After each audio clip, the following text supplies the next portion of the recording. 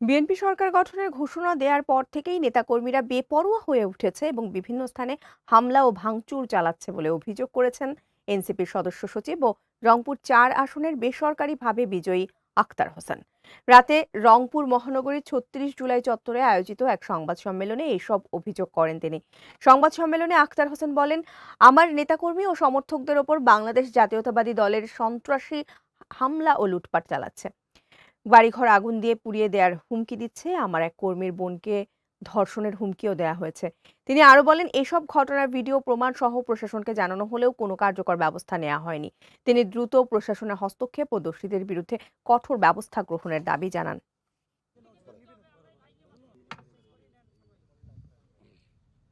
এনসিপির একজন নেতা, জেলা কমিটির নেতা সুমন ভাই, তার বাড়িতে গিয়ে আপনার লোকেরা লুটপাট করে স্বর্ণ চুরি করে নিয়ে আসলো, লুটপাট করে নিয়ে আসলো, সেখান থেকে অর্থ লুটপাট করে নিয়ে আসলো। রুবায়ত ভাইয়ের বাড়ি ভেঙে দিল। আমার ইয়াসির আরাফাত ভাইয়ের প্রধান সমন্বয়কারী, তার বাড়িতে তারা আজকে গিয়ে গেটগুলো তছনছ করে দিয়ে আসলো। জামায়াতে ইসলামের কর্মী মমিন ভাইয়ের বাড়িতে তছনছ করে দিয়ে আসলো। কতগুলো লোকেরা তারা বাইকগুলো তারা ভেঙে দিল, কত মানুষকে তারা আহত করলো, রক্তাক্ত করলো।